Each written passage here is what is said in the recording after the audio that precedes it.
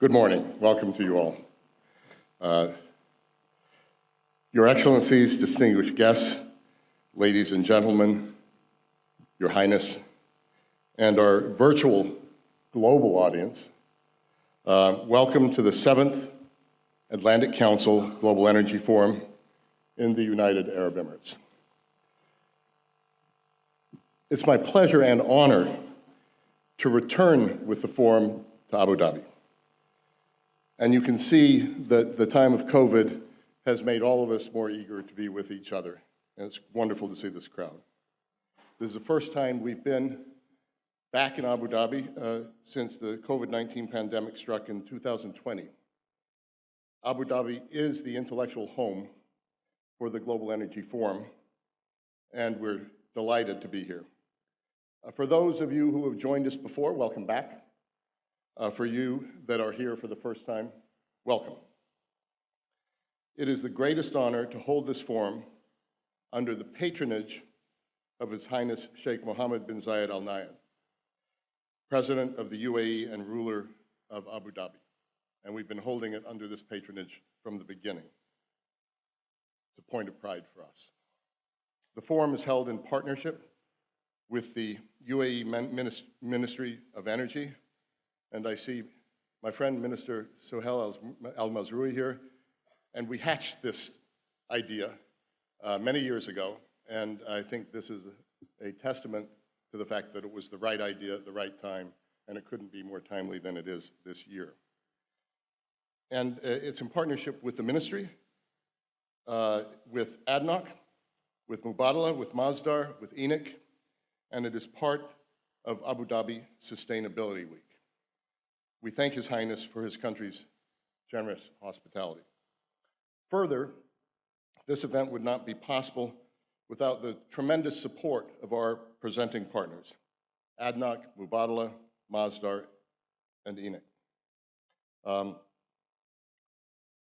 Also, I do want to call attention, we have come from Washington, and we have 6 U.S. officials here.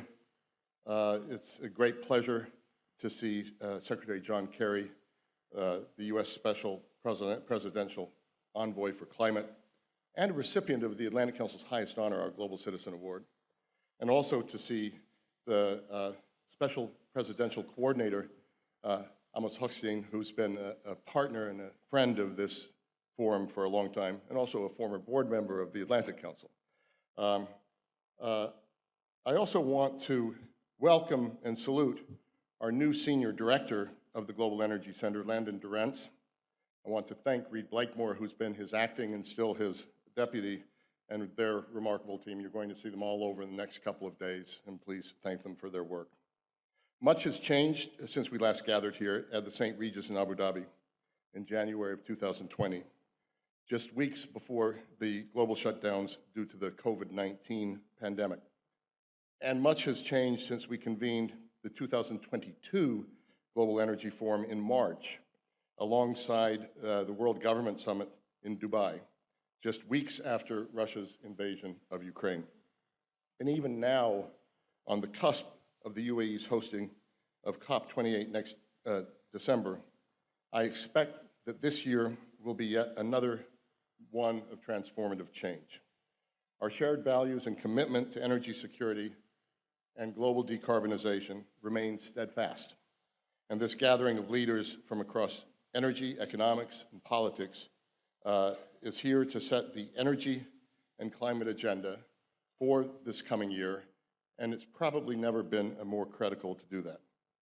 So I'm just going to say a few words about the themes of this year's forum and what we hope to accomplish over the next 2 days. As I think back to the year that's just ended, the most significant inflection point, of course, was Putin's invasion of Ukraine last February. A geopolitical crisis in Europe quickly became a global energy crisis, and it threw energy security into sharp relief while countries still worked to maintain a sustainable energy transition. Though there are geopolitical lessons to be drawn from the past year, we also saw the energy trilemma emerge clearly. as decision makers and stakeholders tried to balance sustainable, affordable, and secure energy. Our call to action is that even amid geopolitical tension, even amid economic stress, we must take care to avoid the false choice between secure and affordable energy and a sustainable transition. So how do we get from where we are now to net zero by 2050? And what are the technologies that will enable a secure and equitable energy transition? That's going to be the heart of what we're talking about in the next 2 days. I'm not here to pick and choose my favorite clean energy technologies, though I have them.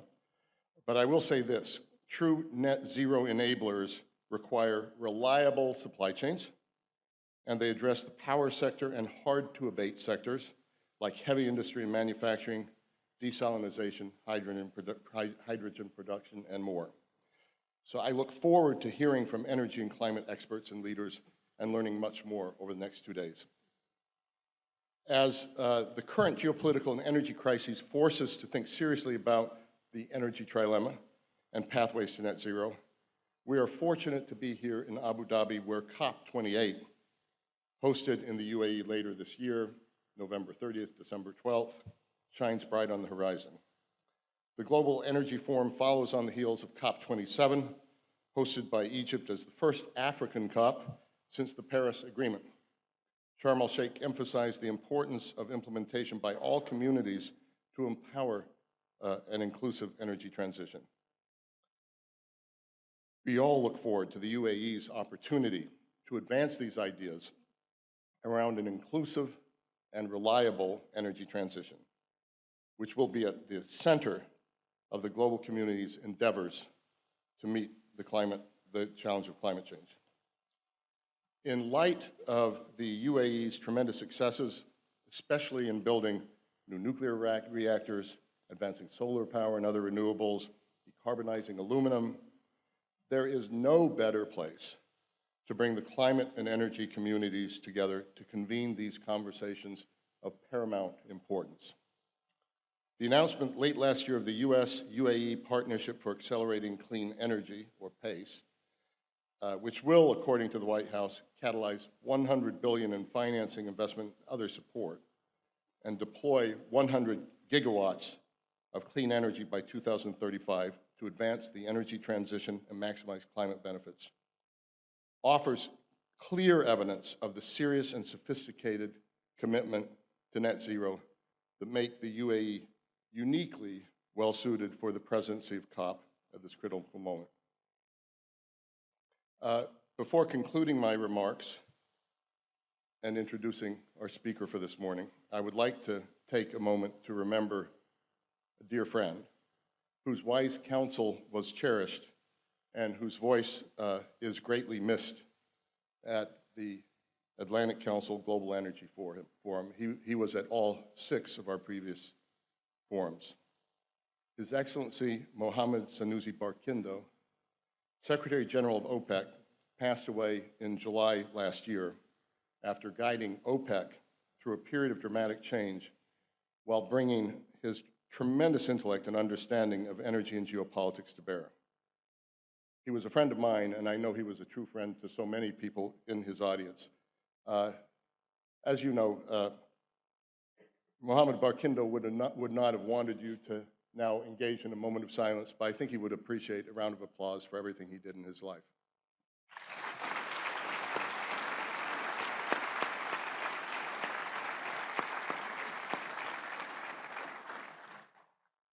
In this era, we need true leadership more than ever, and we're fortunate to welcome top energy and climate policy leaders.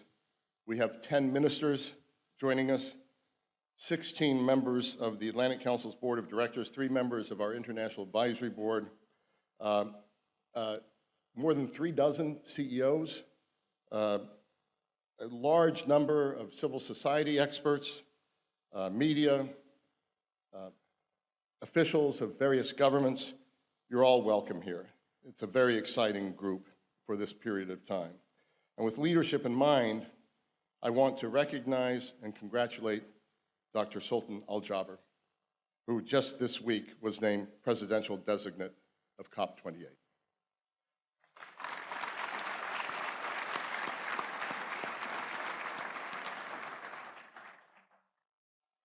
As the reality that we are falling ever behind on meeting the targets for climate action, at the same time that we navigate an energy crisis, the optimism of renewed ambitions alone are no longer enough.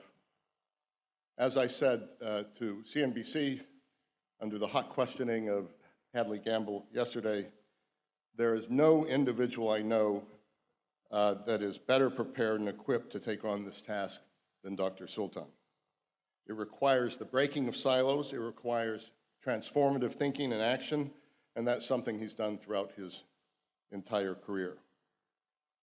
We need transformative action and transformative actors who understand the energy system of the present, but have the vision, ambition, and skill to build the net zero energy system of the future, which is necessary to save the planet. I'm confident that Dr. Sultan is more than capable of rising to the opportunity of a new energy pragmatism, which brings the climate and energy communities together in the name of shared action. And with that, I'm delighted to turn the floor over to our longtime partner and dear friend, Dr. Sultan Al Jaber, President of COP28.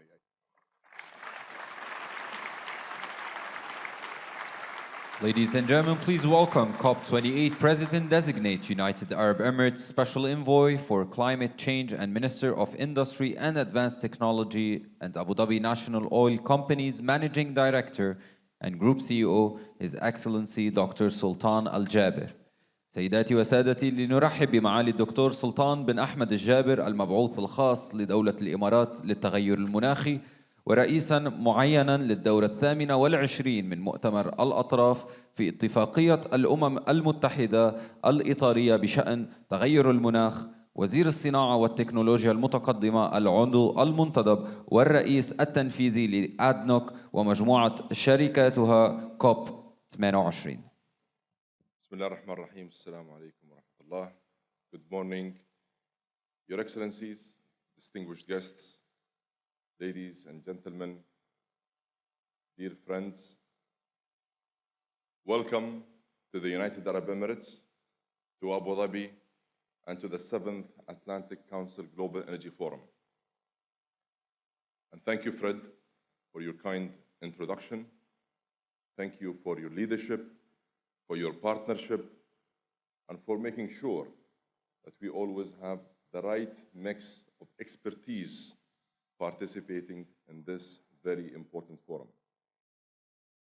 And as the opening event of Abu Dhabi Sustainability Week, this forum helps set the energy agenda for the year ahead. And as the UAE prepares to host COP28, the Emirates Climate Conference, this year carries a very special significance. The UAE approaches this task with humility, a clear sense of responsibility, and a great sense of urgency. Like all countries around the world, the UAE is exposed to the risks of climate change. We have always considered environmental stewardship as an integral part of our economy and view climate action as central to the successful development of our nation. We are proud to be the host country of the International Renewable Energy Agency, IRENA, the first country in our region to commit to the Paris Agreement, the first in the region to submit a nationally determined contribution, and the first to set out a roadmap to net zero. And we will continue to focus on this very important journey. More than 18 years ago, His Highness Sheikh Mohammed bin Zayed Al Nahyan, the President of the United Arab Emirates, had a long-term vision of the future, and he took a bold step when he decided to establish Masdar. This was our first major, practical, proactive move into the energy transition. Under His Highness's guidance, Masdar has grown to become one of the largest renewable energy investors in the world and is aiming for a 100 gigawatt portfolio by 2030. Over the last 15 years, the UAE has invested a total of 50 billion US dollars in renewable energy and clean tech globally, and plans to invest another 50 billion US dollars in the years ahead. And beyond investing in new energies, it was His Highness who said, there will be a time when we load the last barrel of oil. And he continued, if our plans and investments today are right, it will be a moment of celebration.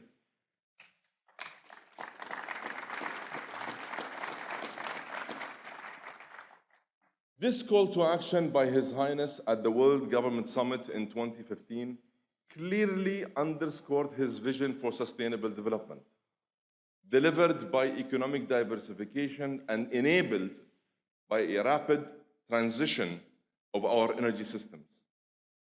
And today, over 70% of our economy is generated outside the oil and gas sector.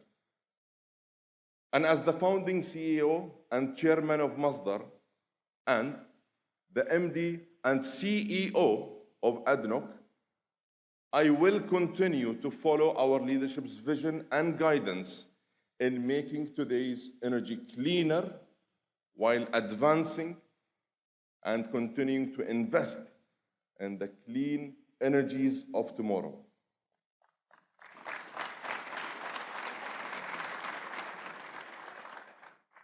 And we will use our experience, our ambition, and deep and rich network of partnerships to inform our approach to COP28. During the course of the year ahead, we will work very closely with COP27 Egyptian Presidency, the UN FCCC Secretariat, and of course, all relevant parties to build on and accelerate progress made before us. Yet, we must be honest with ourselves about how much progress we have actually achieved and how much further and faster we truly need to go. Of course, we have collectively achieved major milestones along our journey. In Glasgow, 90% of the world's economy is committed to net zero by 2050. Sharm el-Sheikh elevated the voices of the Global South, put loss and damage firmly on the agenda, and started to address reforming the climate finance system.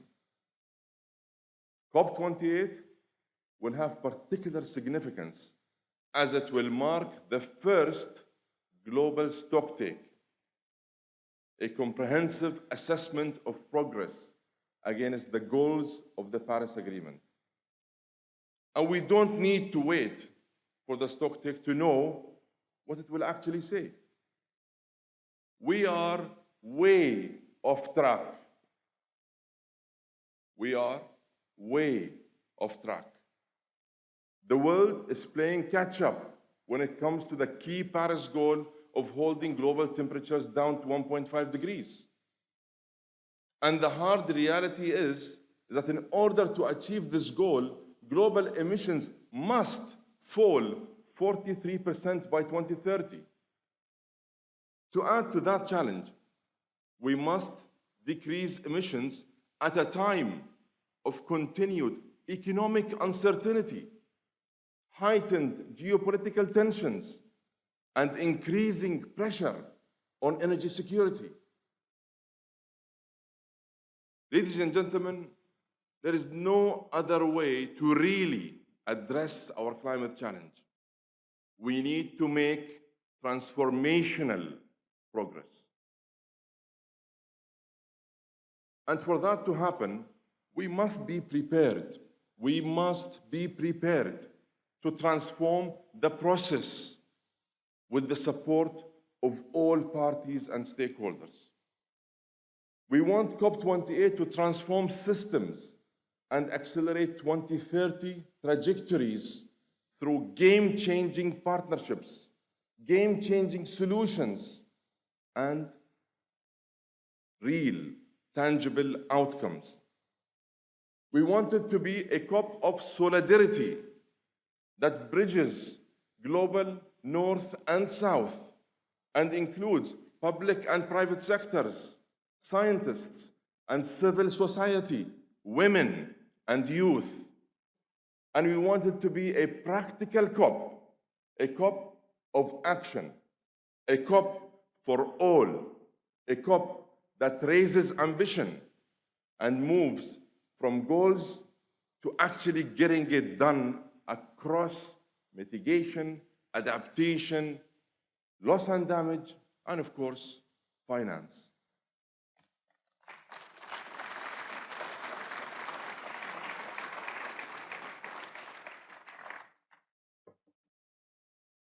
Allow me to elaborate on those points one by one. On mitigation, we know that many of the solutions do exist. Scaling renewables and nuclear and hydrogen and carbon capture and energy efficiency, and of course, the least carbon-intensive oil and gas, as well as new technologies yet to be developed and deployed. Wind and solar added the record growth of 550 gigawatts between 2020 and 2022, and are on course to grow more over the next 5 years than over the last 20 combined. The market is actually telling us something here. The market is telling us something. We are at a turning point in history. Low carbon growth is the future, but we must get there much faster. We must triple renewable energy generation from 8 to 23 terawatt hours by 2030. We must more than double low carbon hydrogen production to at least 180 million tons for hard to abate sectors. We also need to transform our food and our agriculture systems, because we know that agriculture accounts for 1/3 of global emissions. Much greater investment in agri-tech, smarter water use, and food production is needed to transform this critical sector alongside many other sectors. And we need to do all this in an accelerated time frame against a fast approaching deadline. And let me just add this. Our world is on its way to being home to 9.7 billion people by 2050, and will have to produce 30% more energy than what is available today. And as long as the world still uses hydrocarbons, we must ensure they are the least carbon intensive possible. We'll work with the energy industry on accelerating the decarbonization, reducing methane, and expanding hydrogen. Let's keep our focus on holding back emissions, not progress. On adaptation,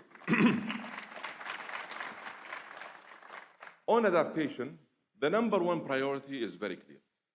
We must do more to protect our most vulnerable communities and our most critical systems from extreme weather and biodiversity loss.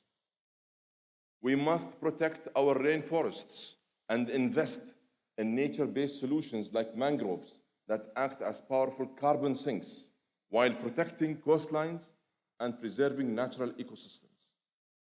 We must ensure that our global food system is resilient to the changing weather patterns that threaten farmers around the world. And to enable this progress, we must double adaptation finance for the Global South to $40 billion annually by 2025.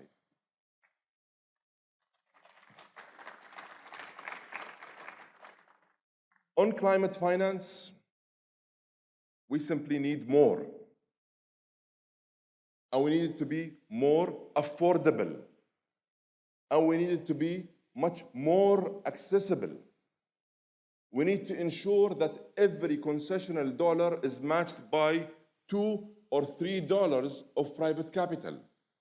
To make this happen, we need to answer the call from the international community for inclusive reform of the multilateral development banks and international financial institutions. In fact, that is a critical success factor. And to encourage this process, the UAE, as chair of the World Bank IMF Development Committee, intends to play a proactive, supportive, and facilitating role. And on loss and damage, we need to help the most vulnerable to rebuild after climate-related disasters. Together with the international community, we must build on the progress made in Sharm el-Sheikh and fully operationalize the Loss and Damage Fund.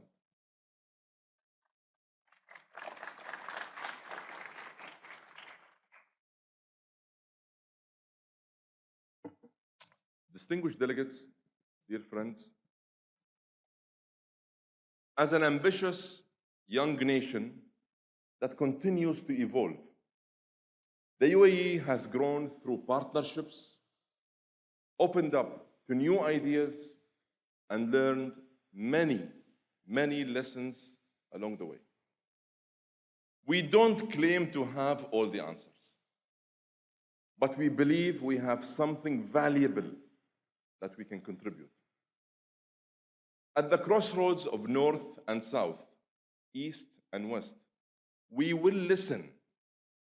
We will engage with all those who wants to engage.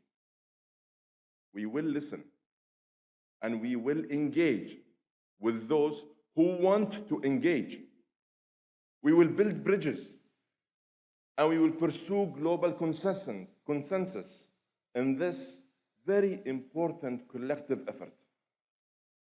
Together with the high-level champion, Her Excellency Razan al-Mubarak, and the youth champion, Her Excellency Shama Mazroui, we will work very closely with the UNFCCC to move from ambition to real action. And we will mobilize the private sector and all other sectors to deliver greater, more meaningful impact. So let me extend an open invitation to all parties across government, private sector, and civil society. Cooperate, collaborate, share your ideas, and talk to us. I am here to listen, and I am here to engage. We can only succeed if we have an open and constructive dialogue. Let us together create a paradigm shift for tangible progress. And let us remember that reaching net zero emissions will deliver the biggest market transformation with the greatest economic and human promise since the first industrial revolution. I urge all parties to help make COP28 a COP of concrete outcomes and practical solutions. We are united by our common goal. We are united by our common humanity. And we look forward to hosting you all in the United Arab Emirates, where together we can ensure sustainable development for this generation and all generations to come. Thank you.